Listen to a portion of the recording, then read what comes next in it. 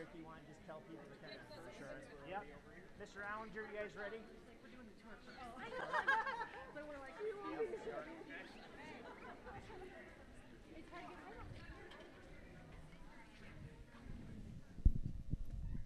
okay, we will go ahead and get started. I apologize for the delay. Our first session, we had a full house. I thought there's no way we're going to be able to do that twice. Each year that we have done this in the past, we've maybe had 100 people come to these things. And this class is just blowing that out of the water. So thank you for being involved. I apologize. We thought it was important to have you guys in the building, and we thought that this space was going to be conducive for that. Apparently we were wrong. So I apologize for that. So we'll kind of shoot from the hip. My name is Brad Seymour. I'm one of the high school assistant principals, and I am the principal that works full-time here in the Freshman Academy. I have Mr. Rounger, our head principal. Sophie Pettinger is one of our counselors here at the Freshman Academy. Mrs. Bass, who's out there directing traffic right now, is one of our other assistant principals. And then we have David Doan, who's our dean of students here. And then Dr. Katie Cook is a dean of students at the main high school.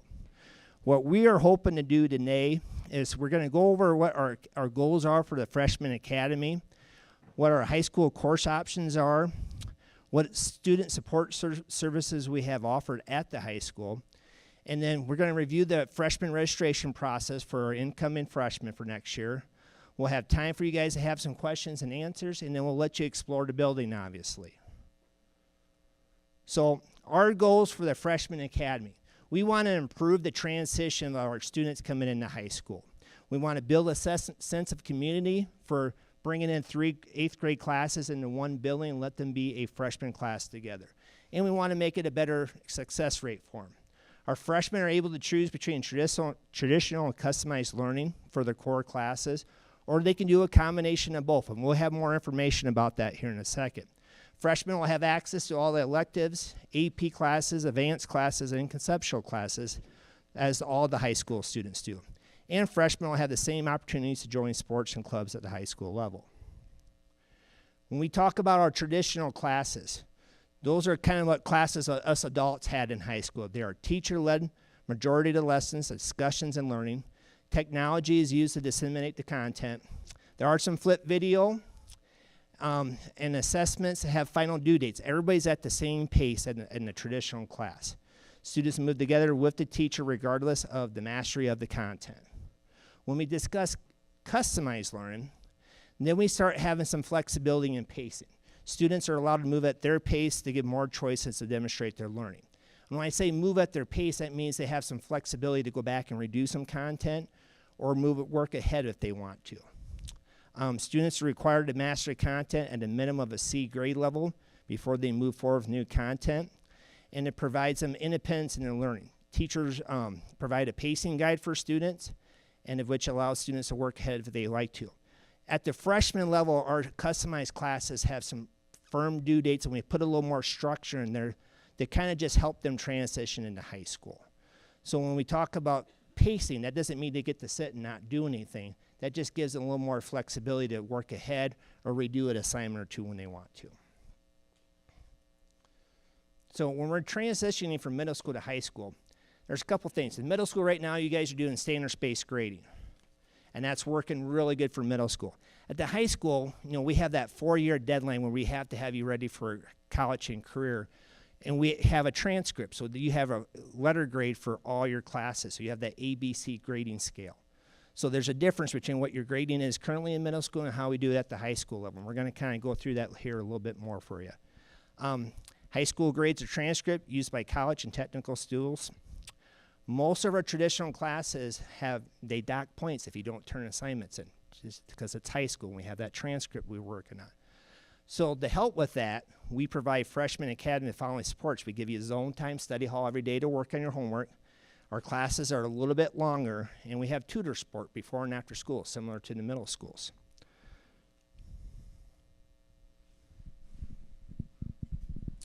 All right, I'm going to go through this piece very quickly with you. We will say there will be time for question and answer after this, so we'll kind of go through the entire presentation, and then if you have a question, we'll be able to go a little more in detail with this group, and then answer any questions that you have on any of these slides. But one of the things that we found out going through a decade or two of high school is We get a lot of questions later on about what a GPA is and how can it affect you. And what GPA is normally used for, it's grade point average. And your grade point average will determine sometimes whether you're able to get into programs post-high school, whether that's college, military, also 2-year technical schools. And it also has some play in scholarships that you may get as you go through. So if you take a look at the screen there, you see what GPA stands for, what it's other things that you'll see on a transcript, and I have some examples for you. At the high school level, we do have advanced tracks and college level courses. Doesn't really affect this grade as much as we only have one AP, and we'll go through that later, but there is some GPA bonuses that can allow you to get above a 4.0. So I think if I give you some examples, it'll be easier to see. If you just look at the far left-hand column, what a grade point is each letter grade that you receive on a final transcript is worth grade points. So if you just look at A, B, C, D, F, you can see very simply every A is worth 4 points, 3, 2, 1, and 0 for the F. And then I did throw in, if you get a plus or minus, it does take away 0.33% or add 0.33% to each one of those. So what does this mean? Your grade point average is figured by taking the number of grade points you've earned, and you divide it by the number of classes you've attempted, and that gives you your grade point average. So here's an example.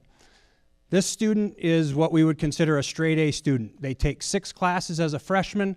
They receive A's in all of those classes.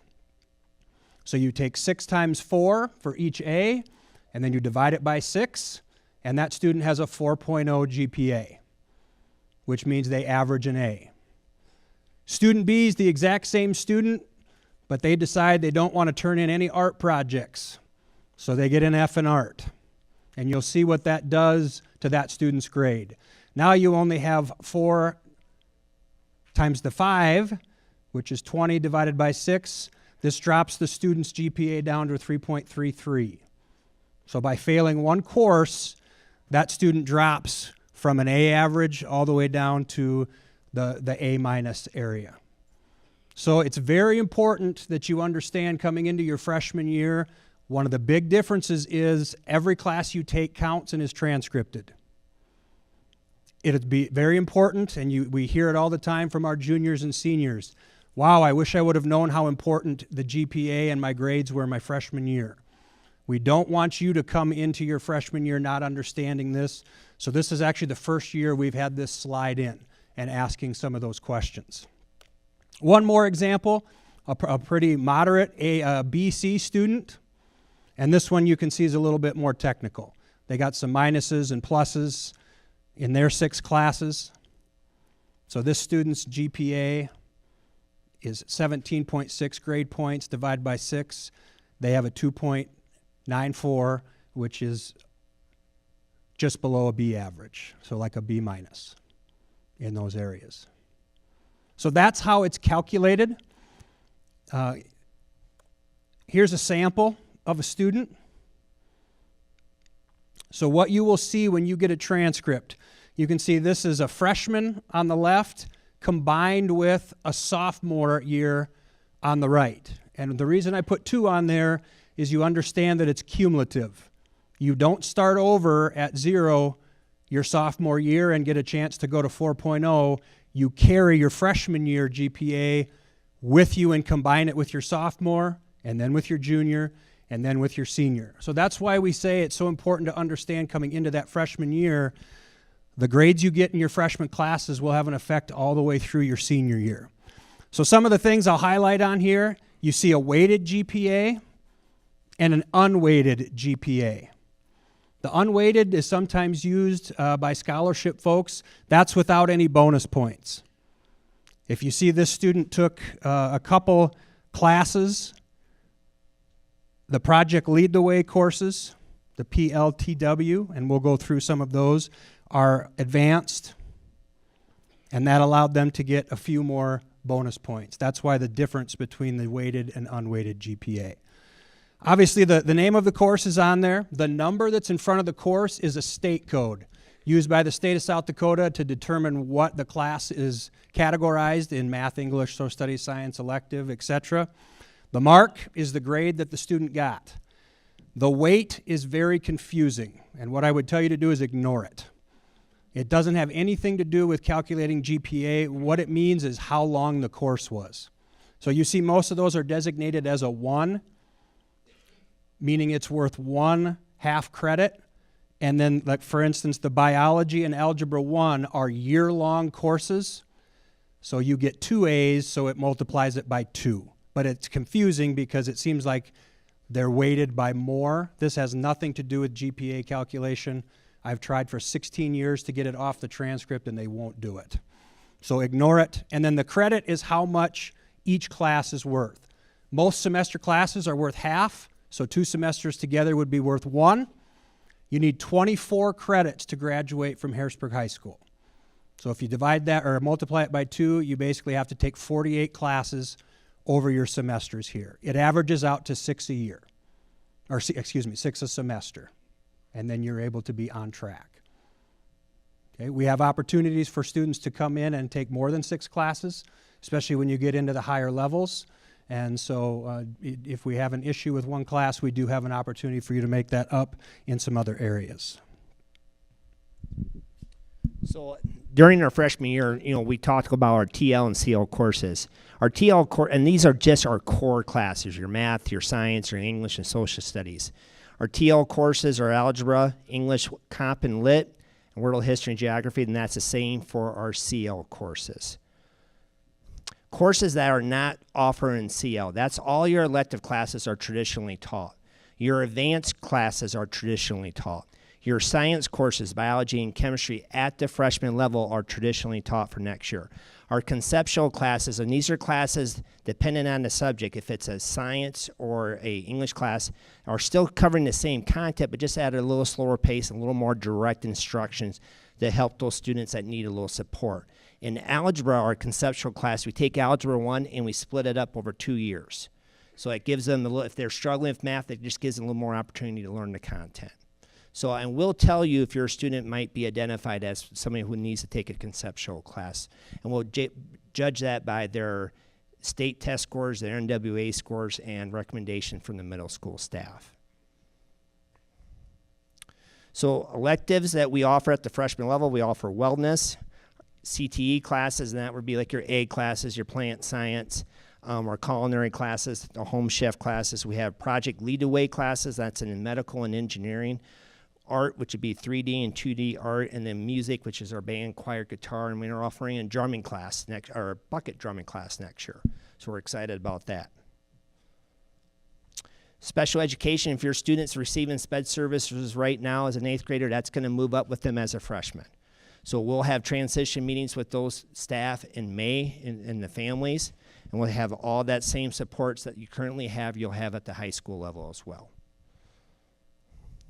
LEAP High is usually not for our freshman students. That's on the main campus of the high school.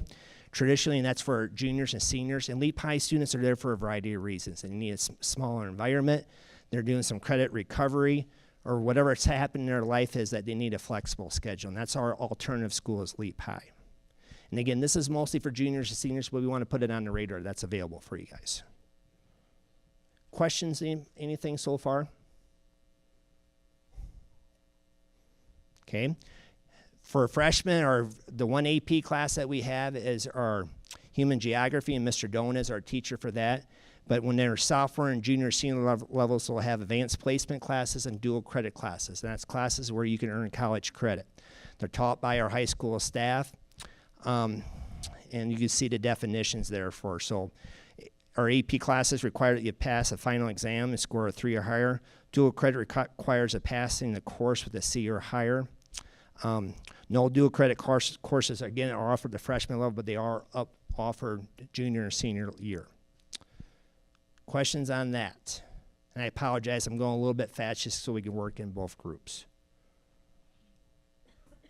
Okay, again for dual credits. And then this is Mrs. Bass. Yeah. Okay, so I'm just going to go back here to AP and DC. You'll maybe see some of these acronyms throughout high school. The only AP course, which stands for Advanced Placement, the only AP course that is at the Freshman Academy is AP Human Geography, which is in social science. Math, English, and science would have advanced level courses, and I'll go over that in a moment. But as you become a sophomore, junior, senior, juniors and seniors can take dual credit courses. Those are offered a couple different ways. One, we might have some teachers on staff at Harrisburg High School that have their master's degree in that specific content area, and so they're considered an adjunct professor with a local university, and we can teach some of those classes at Harrisburg High School with our teachers because they're adjunct professors. And students would work with that teacher their junior, senior year to pay for some of those transcript credits, etc. We'll go over all of that. We have dual credit registrations 2 times a year in the fall and in the spring for the upcoming semester. So you'll have much more specific information when that time comes when you're juniors and seniors. But just giving you kind of a heads up about that. For AP, Advanced Placement, students who take AP Human Geography and want the potential to earn college credit would have to take that AP exam at the end of the year in May. That's a standardized test. Everyone in the nation takes that AP Human Geography test at the same time in May. And depending on your score, you have to get a 3 or higher in order to potentially earn college credit in that subject area. And we'll work with students and parents a lot more, especially as we get to junior, senior year. We maybe kind of know what we want to go into, what would be of benefit purchasing college credits, what maybe wouldn't be of benefit depending on your major. So there's just a lot of questions when it comes to junior, senior year about some of that. Any questions about all of our acronyms in education, including AP and DC? All right. And then again, I already touched on this for dual credit, but we'll talk about that certainly much more when junior and senior year roll around. We'll probably give you enough information to just process freshman year tonight, okay? The next few slides, I'm going to go over all of the 4 main core subject areas just as examples. We'll send this slideshow out to you guys too so you can go back and reference it. But these slides just kind of go over, if you're a freshman, what classes would you take if you're looking at maybe doing the advanced track, if you're looking at doing a general track, or if you're looking at doing a conceptual track. And again, you're going to want to take some advice from your 8th grade teachers about whether or not you're thinking advanced, kind of our general path, or maybe our CP pathway. So this just kind of lays out some examples. Again, I mentioned for English, science, and math, we have advanced courses. A little something different between the high school and middle schools is that in high school, you can pick and choose what advanced classes you want to take. You don't have to qualify and do all advanced. You can choose advanced in just English or just math, or maybe math and social science, but not science and not English. You can pick and choose, okay? Again, with the recommendation probably of your 8th grade teachers, okay? Advanced classes, Mr. Rollinger was talking earlier about GPA bump. Advanced classes are worth 4.2 out of a 4.0 scale. So because of the academic rigor of an advanced course, you get that extra 0.2 GPA bump on that weighted GPA. Versus AP and dual credit classes are on a 4.5 scale to give you, again, an additional GPA bump on those even more collegiate level courses, okay? Another thing to note about English that sometimes is confusing, English is the subject area that requires 4 years. You got to take English all 4 years, both semesters, all of the English. And on top of that, you get to do speech or debate or oral interp. So really, it's like 4.5 credits worth of English. But that's the class that you're going to want to stay on top of, or else if you don't do well in an English, then we have to double up English the next semester. So we want to make sure that we're putting in our time and staying on top of our English homework. All the reading, all the writing. All right? Math is showing you, again, that advanced, the general, and the conceptual coursework. Again, for math, if if you are a student or if you are a parent here and you know, like, math is just tricky sometimes for me or for my child, talk with those teachers, see if they recommend doing a conceptual Algebra 1. What that does is that takes the algebra standards and we spread it out over 2 years to really get a strong foundation of that Algebra 1. So we call Algebra 1A freshman year, Algebra 1B sophomore year. They still get 2 credits of math. And then junior year, they would take geometry or CP geometry if they wanted to. And then senior year, if they wanted to do another math, they could. You only have to have 3 maths in order to graduate from Harrisburg High School or the state of South Dakota graduation requirements. However, if you are interested in pursuing the Opportunity Scholarship and you want to go to college in the state of South Dakota, you have to have 4 years of math and 4 years of science. So although your graduation requirements are only 3 and 3, if you want to be eligible for that Opportunity Scholarship, you have to get C's and higher, you have to get a certain ACT score, and you have to take 4 years of math and science. And we would hit that all again junior and senior year. All right, here's kind of the course layout for social science. Remember, the only AP course that's offered for freshmen is that AP Human Geography. Otherwise, it's World Geography and World History. And then here's science. The advanced course would be Advanced Chemistry. The general course would be Biology. And then if your student is wondering, on the fence about doing advanced, if they did biology their freshman year, they could still do advanced chemistry their sophomore year if they want to try advanced, but maybe not freshman year, maybe let's give it a year and you want to try it sophomore year, we can do that, okay? The Project Lead the Way biomedical science course is listed there because that can count for additional science credit, but there are certain sciences that you have to take chemistry and biology. So usually that ends up filling up as a CTE or elective credit. Any questions about the sequencing or kind of the advanced, general, CP? Also, I didn't introduce myself, I just started talking. My name is Mrs. Bass, I'm the assistant principal in the 10 through 12 building. Hi, bye. All right, I'll introduce myself. Sophie Pettinger.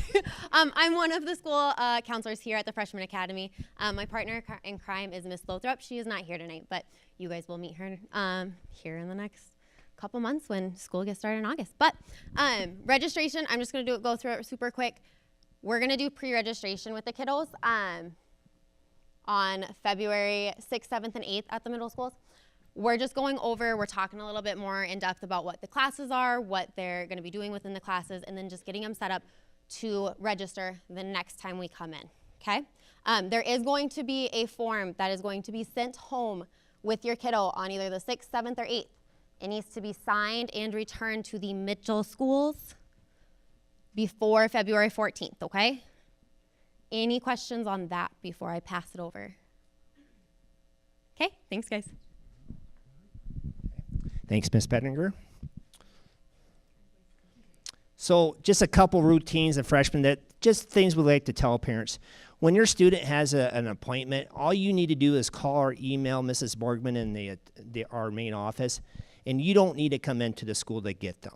We're in high school now, we trust you. So if they have an orthodontist appointment, call Mrs. Borgman and say, such needs to leave at 10 o'clock, we'll put it down. 10 o'clock, they sign out with her and they're free to go. When your student leaves, just make sure they check out in the office so we know they're coming and going. And when they start to drive, that's a big thing for freshmen. Just let us know. We like to register their vehicles as a freshman just to know who's out in our parking lot in case we ever have issues out there. So we just get their car, make and model, and their license plates number. Again, school starts at 8 o'clock, and we are done here at the Freshman Academy at 2:44, which allows our freshmen to get to the main high school for their practices and everything. And we do have shuttle buses that runs down to the main high school. Another thing different we do at the Freshman Academy is that we do our positive behavior interventions and support. We just started that this year. Basically, we want them to be respectful on tasks, accountable, and responsible. So we preach that a lot to our freshmen, trying to just get them ready for high school and the behaviors we expect out of high school students. So we model that, we talk about it, we teach and promote it, but we just want them, we're trying to be proactive with our behaviors rather than reactive. So we'll talk about that a lot with the freshmen as they start the year, but we just want to share that with you guys. So we're going to do a couple quick questions now, and after that second presentation, we'll open up for people to come back in if they have additional questions. Are there any questions right now that you guys have? If not, just you can come back in. I'll make an announcement on the PA for any questions that come in. So if you guys want, feel free to explore the building, and then we'll have our second group come in. Thank you so much for your patience, guys.